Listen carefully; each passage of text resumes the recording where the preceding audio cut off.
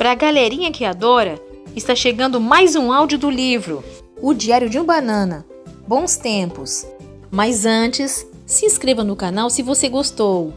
Deixe seu joinha que nos ajuda a crescer cada vez mais e é muito importante para o nosso canal. Também ative o sininho das notificações para que você fique sempre atualizado com os vídeos que estão chegando. Então, valeu! Observação: este livro é o 10º da coleção. Agora sim, vamos à leitura.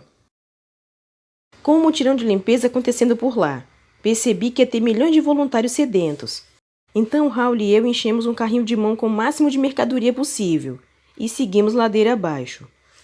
Na metade do caminho, o Raul falou que estava desidratado e precisava beber algo. Eu não queria parar, mas ele estava quase desmaiando. Então deixei ele pegar uma garrafa e anotei o valor para cobrar mais tarde. Quando a gente chegou no parque, parecia que a cidade inteira estava lá. Todo mundo estava dando duro e o calor era de rachar. Como bônus, a fonte tinha quebrado e as pessoas não tinham nenhum lugar para matar a sede. Eu e o Raul percebemos que íamos arrebentar de vender nosso produto.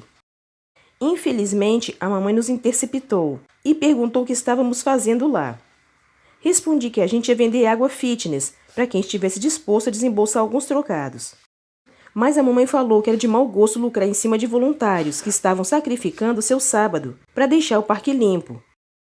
Argumentei que quem bebesse a nossa água conseguiria trabalhar em dobro, ou seja, a limpeza seria bem mais rápida. Enquanto discutia com a mamãe, as mulheres que estavam cuidando do canteiro de flores simplesmente saquearam nossa mercadoria. E antes que a gente pudesse fazer alguma coisa para impedir, derramaram nosso estoque inteiro como se fosse uma porcaria qualquer. Fiz uma continha rápida e percebi que um lucro de pelo menos 200 pratas estava sendo tragado pela terra. Mas as mulheres apenas voltaram a cuidar dos canteiros, como se não tivessem feito nada demais. Só que ainda dava para virar o jogo. Eu e o Raul pegamos as garrafas vazias e fomos até o riacho para reabastecer.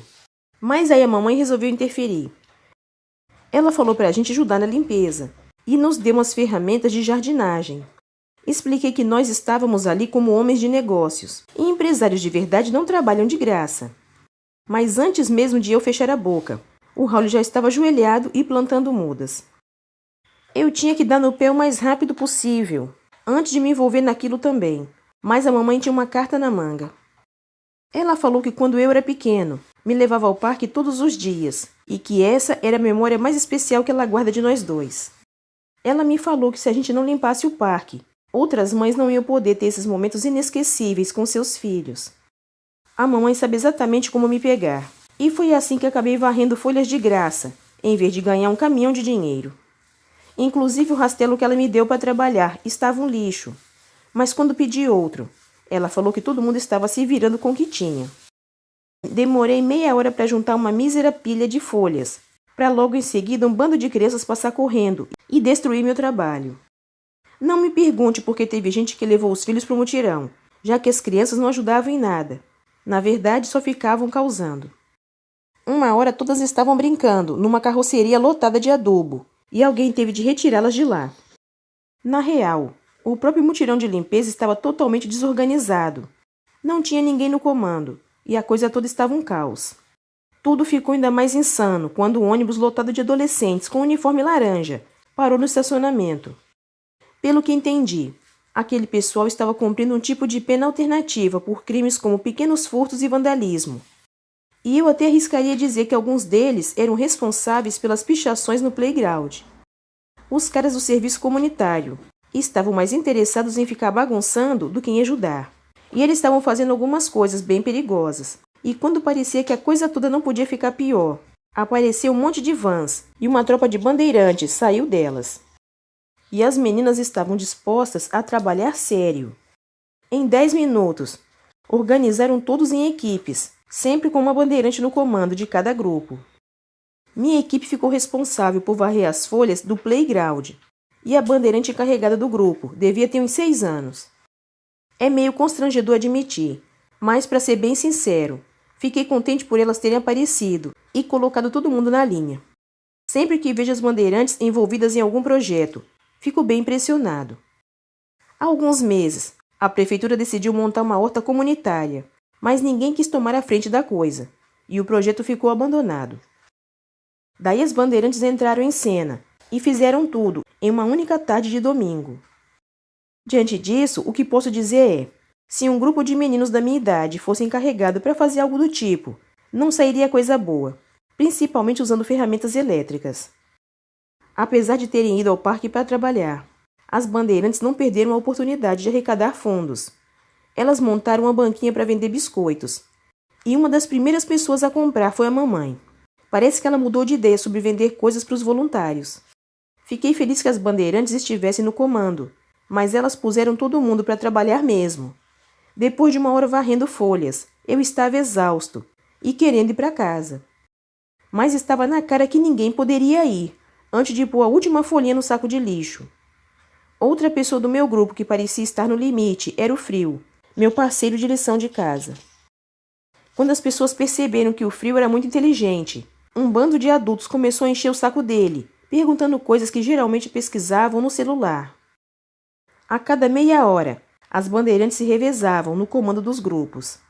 Então, numa das trocas, notei uma brecha e aproveitei para fugir. Eu sabia exatamente para onde ir, o riacho. Quando eu era da equipe de natação no primeiro ano, o papai me deixava na piscina pública todo santo dia. Mas assim que ele ia embora, eu me mandava para o riacho e ficava por lá pegando lambaris. Sempre tomei o cuidado de voltar para a piscina, antes de o papai me buscar, e pulava na água no último minuto. Assim parecia que eu tinha nadado o tempo todo. Uma vez o papai chegou mais cedo para me ver nadar, e acho que me empolguei demais com os lambaris. Acabei chegando na piscina depois dele, e fui pego em flagrante. Hoje achei que poderia dar um pulinho até o riacho e voltar logo em seguida sem ninguém perceber. Mas 30 segundos depois de chegar lá, ouvi alguém no meio do mato. No fim, era o Frio. Ele me viu fugir do parque e resolveu vir atrás. Frio falou que não aguentava mais os adultos o azucrinando e, quando me viu sair, concluiu ser uma excelente ideia. Enquanto conversávamos, ouvi o som de alguma coisa grande se aproximando. Pensei que era um urso, mas, para minha surpresa, era um dos caras do serviço comunitário. Eu conhecia aquele sujeito. Era o Billy Hotner. Ele costumava frequentar nosso porão durante os ensaios da banda do Roderick. Há um mês mais ou menos, ouvi o Roderick contando para um amigo que o Billy tinha sido pego roubando um pacote de balas de goma no mercadinho. Não fiquei nem um pouco contente por aquele cara ter me seguido até meu esconderijo. Falei para o Billy voltar para o parque, antes que todo mundo acabasse encrencado. Mas o Billy falou que estava fugindo para nunca mais voltar para o serviço comunitário. Depois começou a contar que, quando era pequeno, a mãe dele costumava comprar um pacotinho de minhocas cítricas para ele dividir com o irmão. Mas o irmão não dava nenhuma para ele e engoliu o pacote todo. Billy disse que roubou no mercadinho, para finalmente ter um pacote inteiro de minhocas cítricas só para ele. Eu estava ficando bem sem jeito com aquela história toda, e torci para o Frio ser capaz de fazê-lo tomar um pouco de juízo. Só que o Frio começou a resgatar lembranças também. Ele resolveu contar que seus pais o faziam acordar às 5 da manhã, 6 vezes por semana para estudar geografia, e que nunca podia brincar, pois os pais dele consideravam isso uma perda de tempo. Aquilo tudo estava ficando um pouco exagerado demais para mim. Daí decidi que era melhor ficar só varrendo folhas, em vez de ouvir aquelas histórias. Então resolvi voltar para o playground. Nessa hora, a bandeirante líder do meu grupo apareceu do nada e me pegou de surpresa. Meu instinto me fez correr. O Frio e o Billy me viram fugindo e fizeram a mesma coisa imediatamente. Mas a bandeirante tinha um apito, e quando percebi, a tropa toda estava na nossa cola, numa perseguição implacável.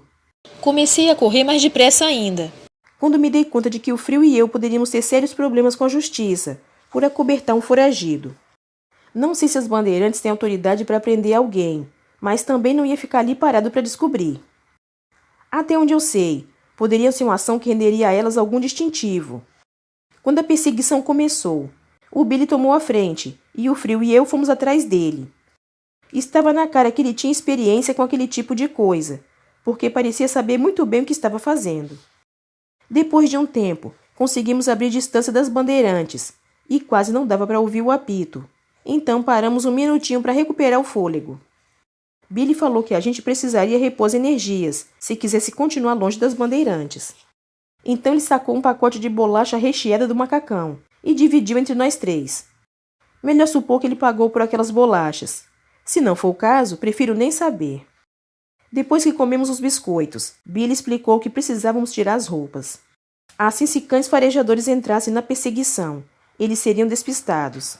Foi quando me toquei de que se esse cara não conseguiu nem roubar um pacotinho de minhocas cítricas, ele devia ser a última pessoa no mundo de quem eu aceitaria esse tipo de conselho.